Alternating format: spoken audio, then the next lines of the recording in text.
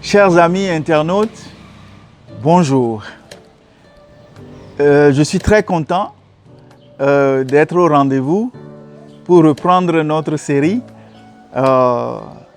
sur l'enseignement que nous avons reçu pour vous concernant comment traiter de la richesse et comment avoir beaucoup d'argent, de la prospérité, de l'abondance, mais selon les principes divins, selon Jésus-Christ, ou bien encore selon les principes et les commandements de Dieu dans le royaume.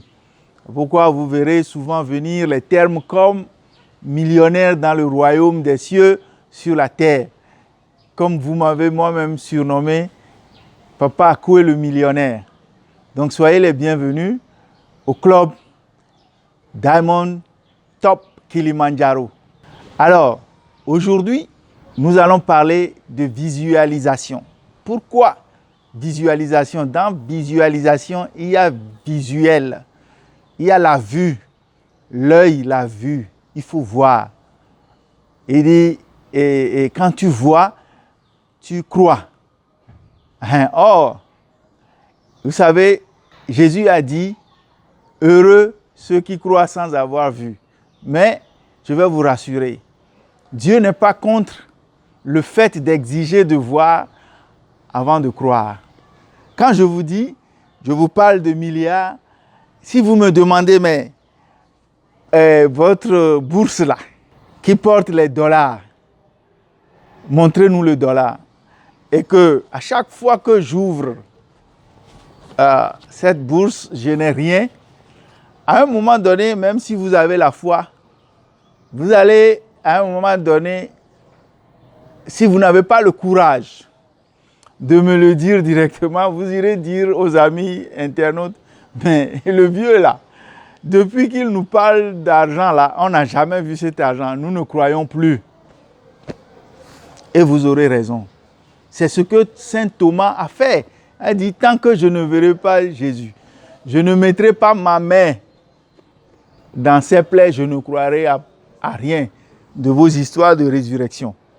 Il n'a pas tort. Effectivement, la preuve, c'est que quand Jésus est arrivé dans le groupe, il lui a montré les plaies, non? Il n'a pas dit non, heureux ceux qui croient. Si tu veux croire, il faut croire. Non, Jésus n'a pas fait ça. Il a accédé à son exigence. Il lui a montré les plaies. C'est lui qui n'a pas eu le courage, n'est-ce pas? Vous êtes témoin. Je n'invente rien. C'est lui qui n'a pas eu le courage de mettre la main dans la plaie qu'il a vue. Pour revenir à notre leçon d'aujourd'hui, et je vais être bref. Dieu est conscient que tant que ses enfants recevant la promesse de prospérité ne voient pas de visu, ce dont il parle, il est difficile que les enfants croient. La preuve, dans la Bible, depuis Genèse, quand Dieu a fait la promesse à Abraham que « Viens, je te montrerai les secrets », je paraphrase, il dit « Tu seras le père des nations ». À qui il disait ça? Et que la postérité héritera de ses richesses. Le père des nations. Abraham avait 100 ans presque. Il n'avait pas d'enfant. Il était quoi? Stérile avec sa femme, 90 ans, Sarah. Et or, Dieu vient lui raconter, entre guillemets, des bobards. Soyons un peu... utilisons les mots terre à terre pour que vous puissiez vous mettre dans le bain. Dieu lui a raconté, entre guillemets, des histoires. Et Sarah a souri. Et Dieu a dit à Abraham, qui lui posait la question, étant très sceptique. Il dit, mais à 90 ans, allant vers 100 ans, je suis stérile. Je ne suis pas un jeune, encore en forme. Vous comprenez, en forme. Il n'était plus ça. Et Dieu lui a dit, mais tu seras le père des nations. Viens, je vais te montrer quelque chose. Dieu le prend par la main. Il ne lui a pas montré l'argent. Quoi qu'on parlait d'enfants et de richesses, parce qu'Abraham a été l'un des plus riches par la grâce de Dieu. On ne parle pas encore, mais il parle des enfants, la multitude des enfants, des nations, le Père des nations. Il le prend par la main, il va à l'air libre, le soir, au clair de lune. Il dit, et non, la nuit, il dit, regarde dans le ciel, il regarde, il dit, qu'est-ce que tu vois? Des étoiles, la galaxie, sans compter. Il dit, c'est comme ça que sera ta postérité. Abraham ne croyait pas. Il dit non. Bon, Dieu n'est pas découragé. Dieu ne se décourage jamais. Donc, ne nous décourageons pas sur la voie de la recherche de la prospérité abondante. Donc, comme nous venons de le dire, nous sommes d'accord qu'il est important de voir pour croire. Il est important de savoir que Dieu n'est pas contre le fait d'exiger de voir pour croire et pour réaliser. En conclusion, dans le processus de l'enrichissement selon les principes divins, retenez que la visualisation est importante.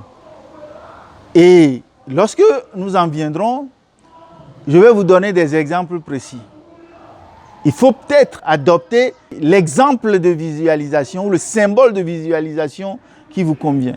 Exemple, tu peux prendre une belle photo à côté d'une belle voiture de ton rêve avec ta plus belle tenue, une tenue d'apparat avec ta femme et tes enfants joliment habillés et tu encadres cette belle photo et tu écris ce que tu veux là-dessus, comme par exemple, je suis riche, je suis dans l'abondance, je bénéficie de la faveur de Dieu.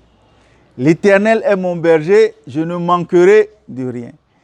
Dieu appelle les choses qui ne sont pas comme si elles étaient déjà.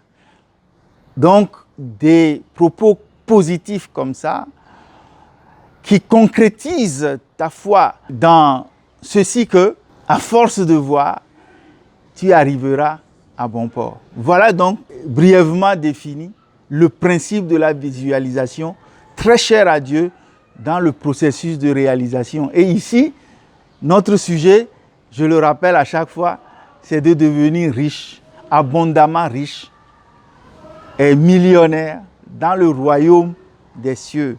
Selon ce que Dieu a dit dans Deutéronome, tu prêteras aux nations et tu n'emprunteras pas. Pour prêter aux nations, il faut avoir en abondance. On ne prête pas 1 franc ou 2 francs ou $2 à une nation. Je vous remercie. Suivez-nous. Le lien est là. Suivez-nous. Et à tout à l'heure pour le prochain ou la prochaine étape. Je vous remercie.